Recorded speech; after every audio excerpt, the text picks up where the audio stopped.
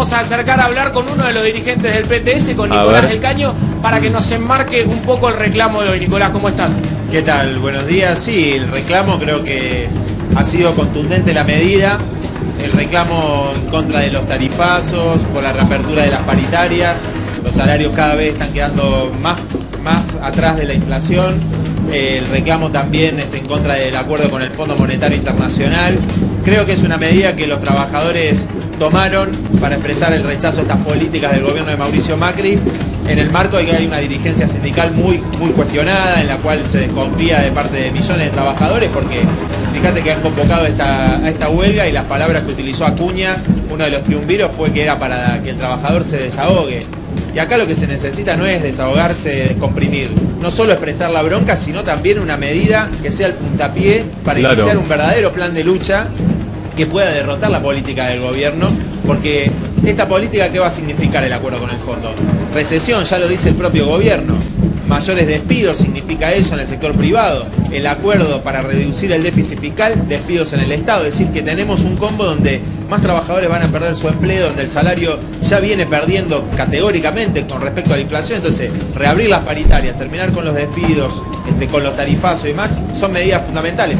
No solamente esto, sino que el gobierno además lo que realizó fue un veto a la ley que limitaba el aumento de las tarifas, es decir, que también se está protestando en contra del veto presidencial de Macri a una ley del Congreso. Es decir, acá hay una serie de medidas que para nosotros hay que enfrentarlas con una decisión que no tiene la CGT, que ha sido socia del gobierno durante todos estos años, y por eso me parece que es fundamental que en cada lugar de trabajo, en cada lugar donde los compañeros y las compañeras hoy han demostrado que están dispuestos a enfrentar al gobierno, porque muchos pararon a pesar de los aprietes, muchas empresas, y en el sector público también, las trabajadoras del Hospital Posada nos contaban que había amenazas desde descuentos hasta despidos, si no iban a trabajar, si se adherían a la huelga.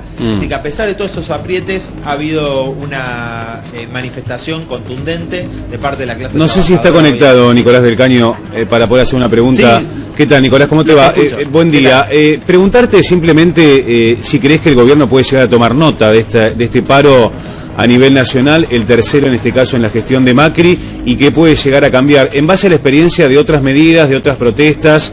Digo, ¿qué puede llegar a cambiar en el día de hoy, más allá de lo que ustedes esperan que cambie? Todos vienen diciendo que el acuerdo con el Fondo Monetario Internacional es algo positivo, que va a beneficiar al país, cosa que sabemos que no es así. Creo que la expectativa, no se puede tener una expectativa en un gobierno que escucha a los mercados, que escucha a los grandes grupos económicos.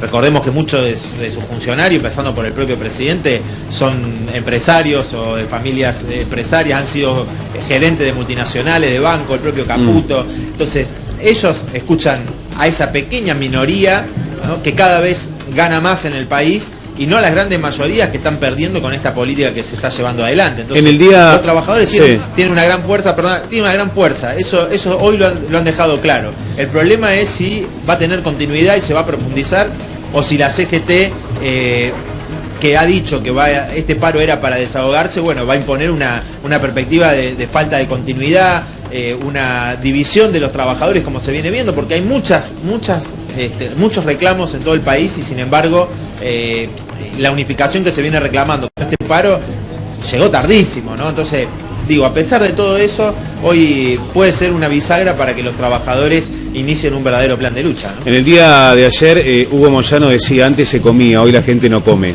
¿Coincidís? Bueno, yo creo que la pobreza y la situación de desesperación extrema de muchos sectores, por supuesto que se ha agudizado y que ha aumentado.